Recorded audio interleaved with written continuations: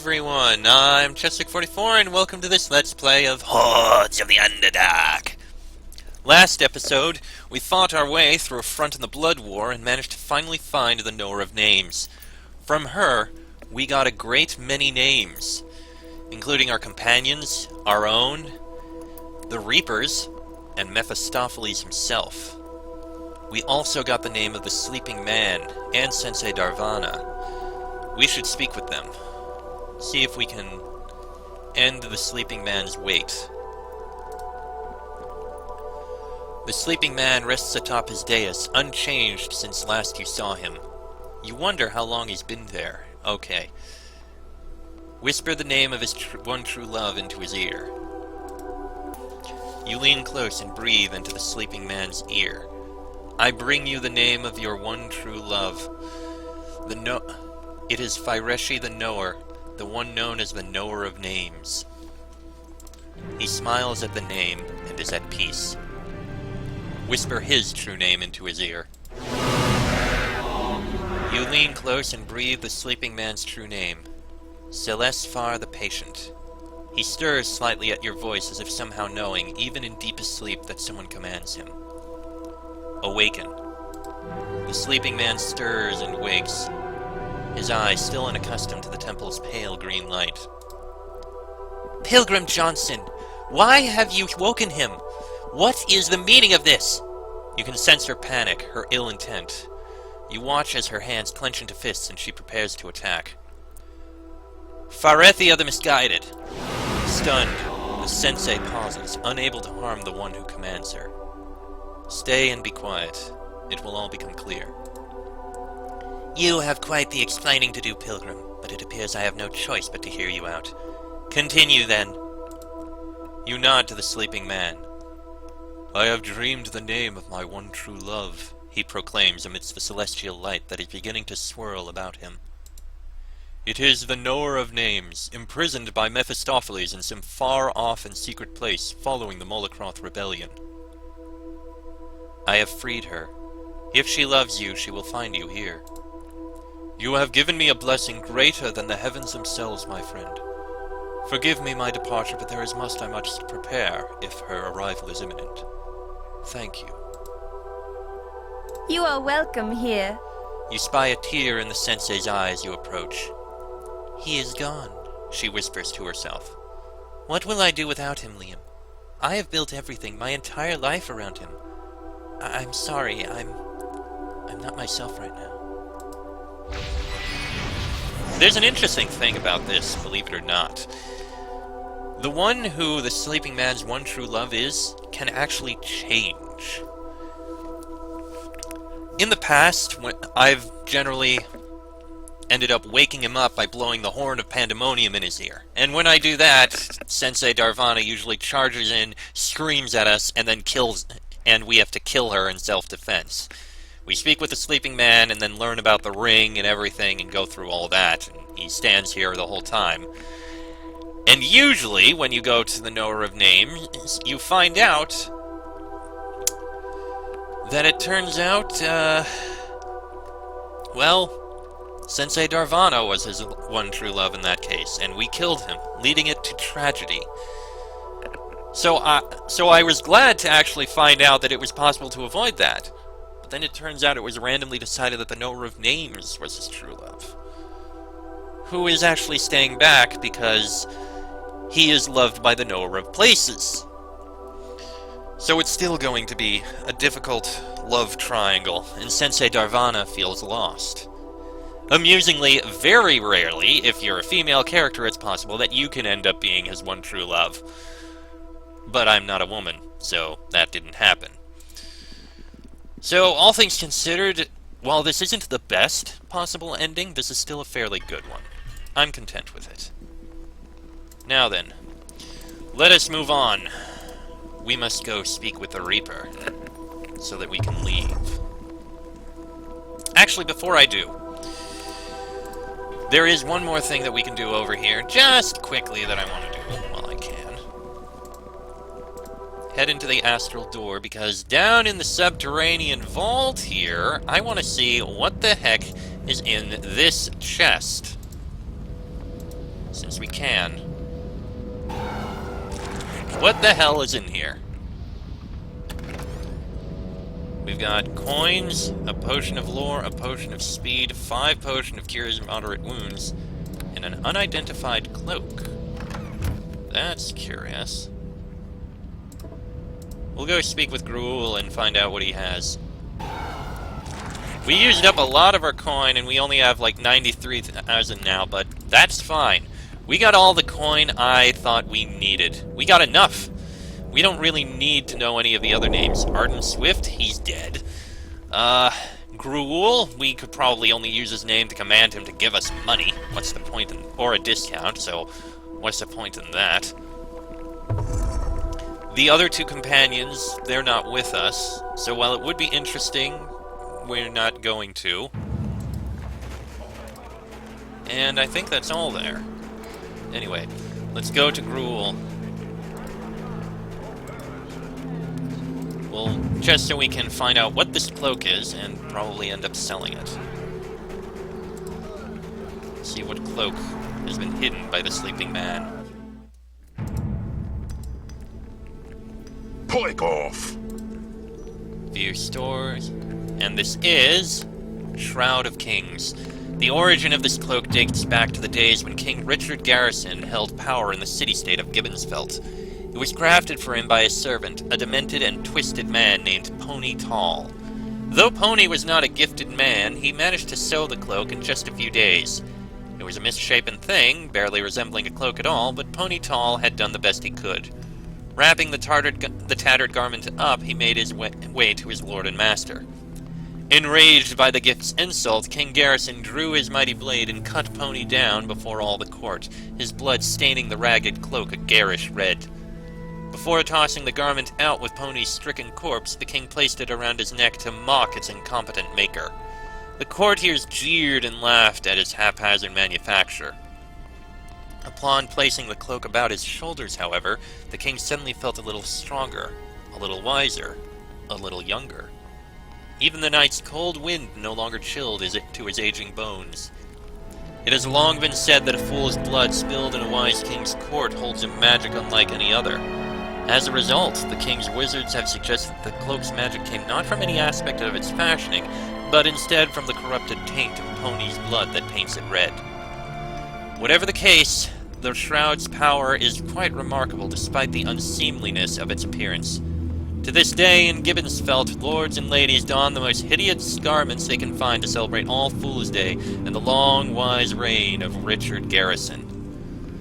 -4 charisma, but +5 armor bonus, 100% of cold immunity, and +2 to everything else. Very powerful. I'll hold on to it, but I'm never going to use it. I think maybe I'll put it in storage. Why not? Not that I have anywhere I can really store it. You know what? Sell these boots of striding. There. And I feel like this is a reference. Richard Garrison. Where have I heard that name? I know that name. I recognize it, but I can't remember where I've heard it or who it is. It has to be something related to some video game somewhere. It might be a BioWare reference, but I can't remember who.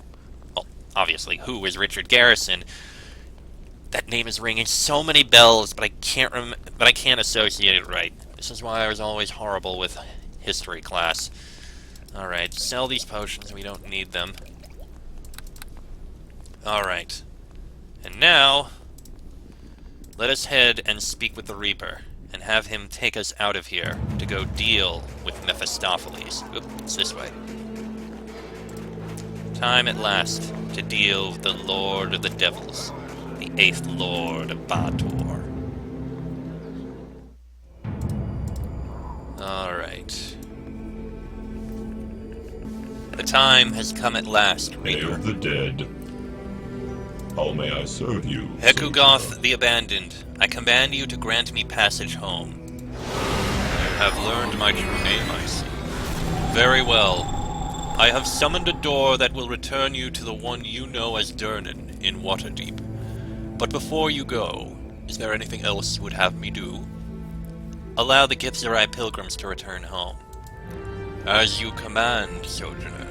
I will return them safely to their home in Limbo. Is there anything else? Allow the spirits of the dead to haunt the living. If that is your wish, I shall make it so. Even death itself will no longer hold the spirits here. Is there anything else you would ask of me? Thank you, Reaper. That will be all. A word of warning before you go, Sojourner. By breaking the chains Mephistopheles placed upon you and stepping through that door, you forfeit the bond that brought you to this place. You will not see me again, nor lay your eyes upon the ice of Cania. The Reaper bows deeply. It has been a pleasure to serve you. I wish you well, Sojourner. Deacon?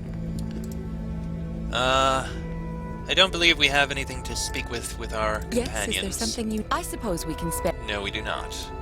So, let us return to Toril. Wait. Do you have a moment? There is something I wish to tell you. Yes, Nethira? Now that we are about to leave this wretched plane behind us forever, I am not so sure I was ever meant to return to our own world. What are you talking about?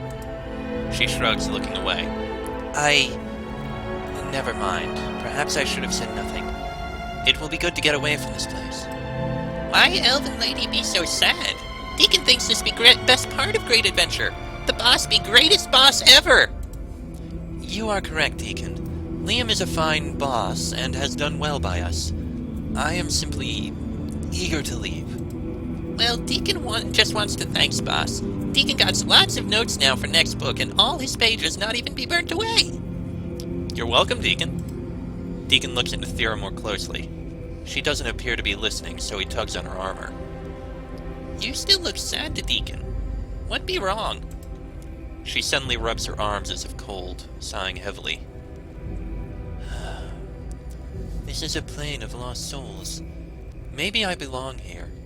I feel like I am caught between my past and my future, trapped without a purpose or direction.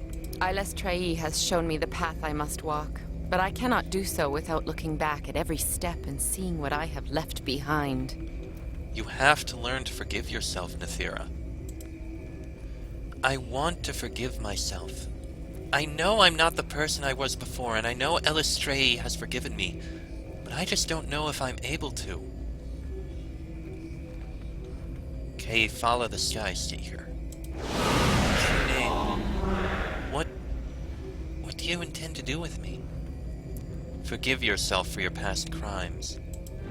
Nethira's eyes open wide in surprise. She seems about to object, then she bows her head. When she looks up, there is a strange expression on her face. My guilt is gone.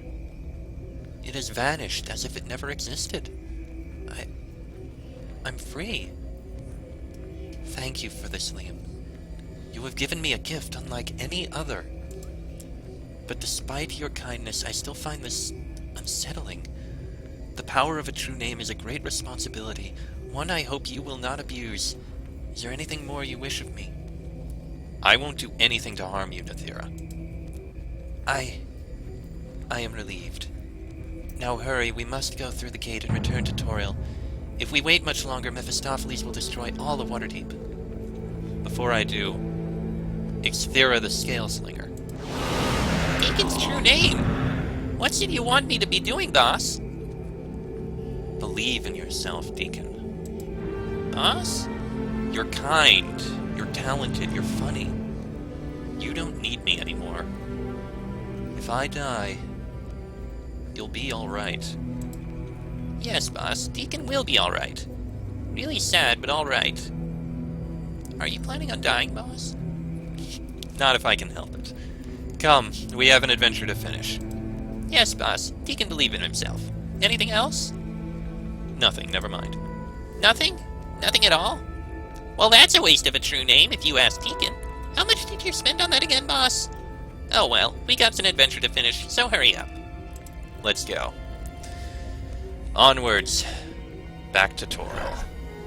This door will lead you home to Waterdeep in the world of Toril. Do you wish to use it? Yes.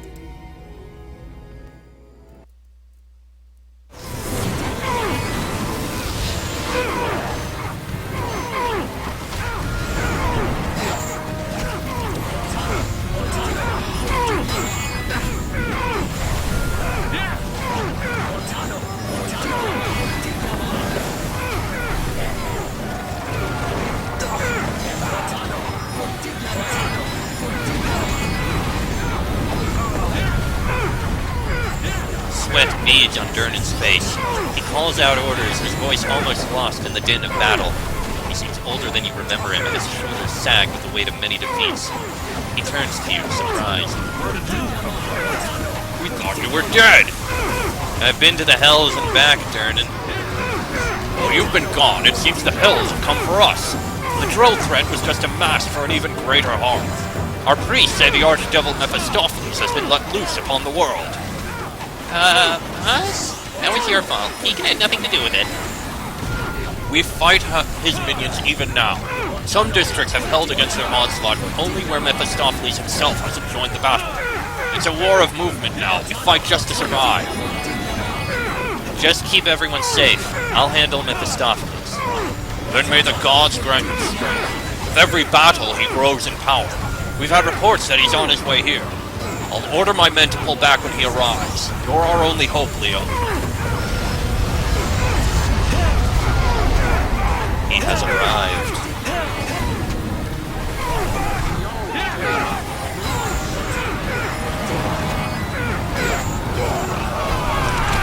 Filled it with lava. Fortunately, we are okay.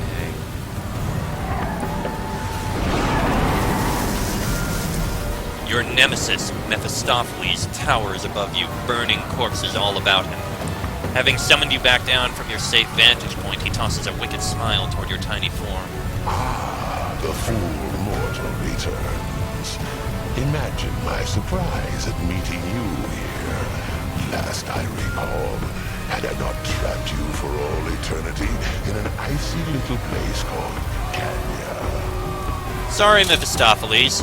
The Hells froze over. How very witty.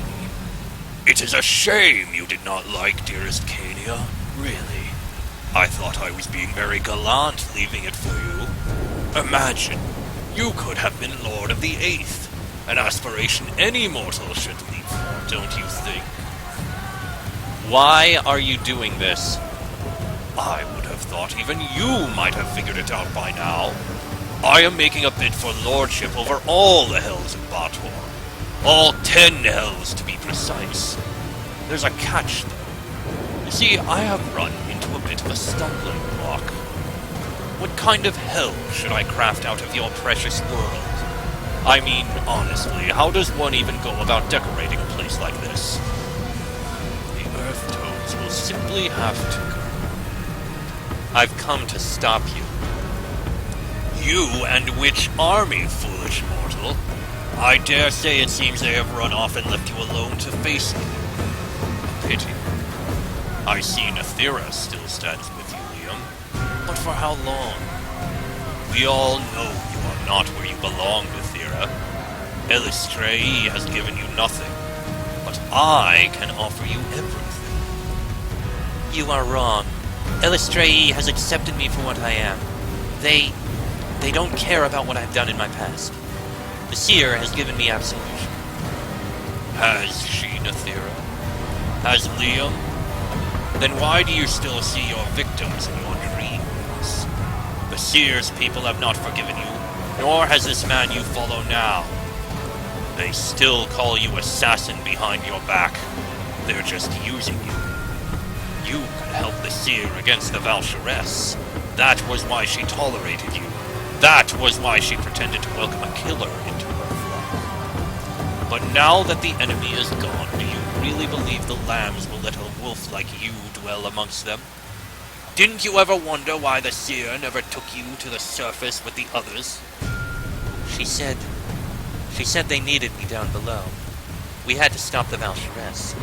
She said she would bring me up later, after the Valsharess was beaten. She promised that after. Deferred promises are little better than lies, Nethera. Elistrae will never accept you. There is too much blood on your hands and too much death in your heart. But I embrace that killer in you, Nethera. Set aside your guilt. Be true to yourself. You are a Red Sister. Join with me, Nethera. As a Red Sister, who would you rather serve? Liam Johnson or myself? Nethera ponders his words for a long moment, then glares at him, defiant. I have already set aside my guilt thanks to Liam. I am no Red Sister, and I am your servant least of all. Mephistopheles sneers in derision and turns away from the drone. Now, who is this you have with you, Liam? Not a kobold, but a veritable dragon, bristling with power. Tell me, little one, why do you chase after Liam like some lost servant when you could be so much more? Is you talking to Deacon? Is there any reason I shouldn't speak to you, little one? You have achieved power enough to surpass any simple dragon.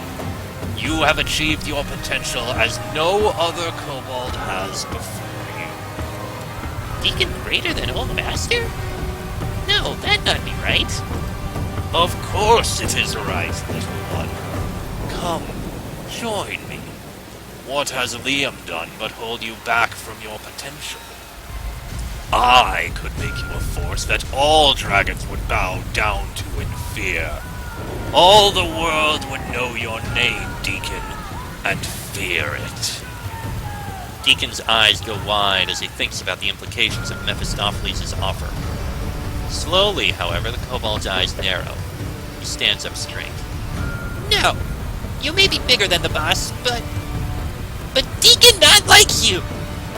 A mixture of surprise and anger crosses Mephistopheles' face. Dare defy me, reptile? That's right. Deacon defies you. Deacon stands by the boss to the end. The Archdevil sneers and then dismisses Deacon completely. So be it. Die with him as well if it pleases you. Try what you might. You cannot stop me, mortal. I know you far too well. Thraxville the Ambitious, I command you to stop this carnage. My true name? You've commanded me. Where did you learn it? Oh, but I must obey. What is it you wish of me, Master? How must I serve you? Return to Cania and remain there. Forever. Yes. Thank you, Master. Thank you for your mercy. May frozen Cania be my home forevermore.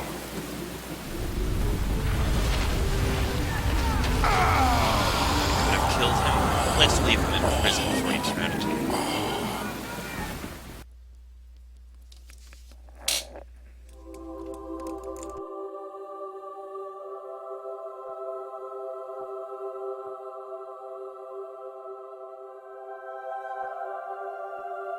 And so the tale is done. In the lore of an age that was famed for its heroes as well as its villains, your legend will live on. Scribes will read of your deeds in dusty tomes and marvel that ever there was a time where such an adventurer walked the face of Toril. It is said that the archdevil Mephistopheles abandoned his war of conquest, his desire to subjugate the mortal realms foiled by his defeat at your hands. He fled the world of Toril, never to return. Such tales rarely end so easily, however, and future stories claim that Mephistopheles spent much of his future consumed with the desire for revenge upon the one who humbled him. Whether his plots proved successful, however, or whether you vanquished him again, as you had the first time, is another tale. Knowing how the tale ends, however, is only part of the story. There is evidence in the old tomes that tell of your fate in the years to come, the fate of your companions, and the effect your passing had upon the world. From the ashes of the Devil's Gambit, Waterdeep rose again, rebuilt and renewed with all the fervor of a vast and bustling city, its place as the Jewel of Faerun reclaimed. Reunited with his family, Durnan restored the yawning portal to its former glory. He hung a portrait of you upon the mantelpiece and told your tale to all who sought the fire's warmth. After his experience in Undermountain, Tommy Undergallows left the yawning portal under suspicious circumstances and rumors of missing cutlery. Where he went from there is unknown, but tall tales of his exploits soon began to emerge. Tommy was said to be involved in a scheme to steal Elminster's pipe, and strangely he was even reported to have ruled the pirate city of Luskan for a time. The truth of these tales is questionable at best, and only one story is said to have any real merit. It is claimed that shortly after leaving Waterdeep, Tommy met his end at the hand of a ragged, giggling maniac known only as Sammy. Deep in the Underdark, the wake of your passing is still felt. The seer survived Mephistopheles' pillage of the region, and her followers still search for those drow looking to escape the despair and treachery of their life, bringing those they find to a new existence on the surface. Thanks to the power of the shattered mirror that you left with her, her job is much easier than it once was. The Church of Elistrae grows steadily in strength, and your name is praised as a true friend of those who seek refuge from the shadows. With the death of their overmind, the Illithid of Zorvak Moor easily fell prey to the treachery of their so-called allies. The alliance between the Illithid and the Drow died with the Valsharess. It was not long before all at the outpost were enslaved to rival Drow houses, their psionic powers tightly controlled, while the rest of their race returned to their previous doctrine of war against lesser enemies. Freed from both the priesthood's brutal rule and the wrath of the Dracolich Vixthra, the community of Drearing's Deep struggled mightily to provide a refuge amidst the many evil races of the Underdark. Countless village leaders died in battle, though their spirit was never broken. Rumors spoke of an addled but kind-hearted rock gnome who served as the community's true leader, masterminding its strategies from behind the scenes. Whatever the case, the freemen of Drearing's Deep survived battle after battle until, in time, the city became a veritable fortress, a bastion of hope for those yet enslaved, and a proud beacon of freedom for those who had recently escaped. As for Cania, little changed. Devils continued to mine their ice for the walls of Mephistar, the spirits of the dead continued to arrive and slowly join the ranks of the lost, and the vast glacial wastes continued to hold the knowers and their secrets close, buried deep beneath the glacial ice. At long last, the sleeping man woke in the embrace of the woman he believed to be his one true love, his long, dark night having finally reached its dawn. Together they traveled the plains, their lives an endless honeymoon free of worry or concern. Legends say they're out there still, charting a course between the distant stars. Nethira found a new life on Toril's surface, dwelling amongst the followers of the Seer. Using her training as a Red Sister, she served the Church by returning frequently to the Underdark, infiltrating her own kind to hold secret services within their midst, and thereby spread the Seer's teachings. As a result of her bravery, many Drow abandoned their foul worship of Lolth, the Spider God, in favor of Elistrae's more enlightened teachings, and one by one, she helped them make their long journey out of the enclosing darkness and into the surface light.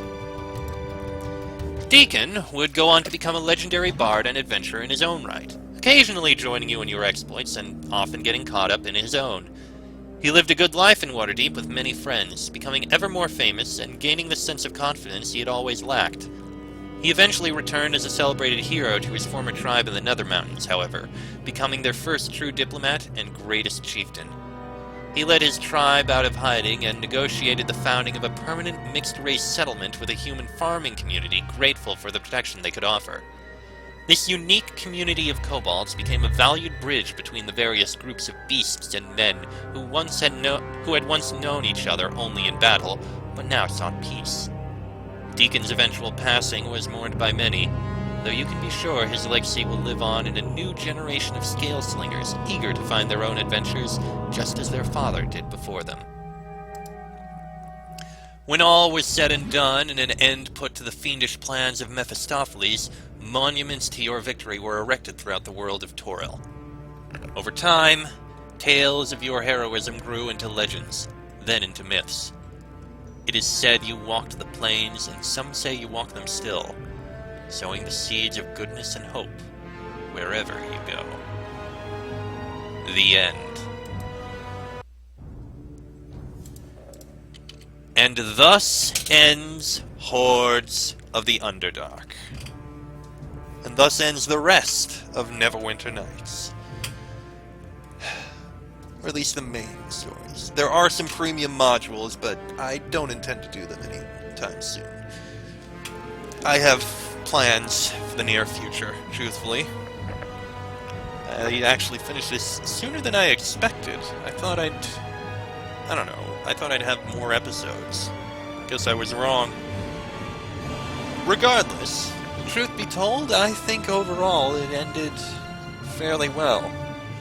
Best possible ending it could have had. Everything was right. Sure, I could have had commanded Mephistopheles to die, and believe it or not, I do remember there used to be an option to basically command Mephistopheles to become your maid or something like that, which is absolutely hilarious. But regardless, I think things went well. Pity there was no grand, epic, ending fight, but for what happened, I think it's fine.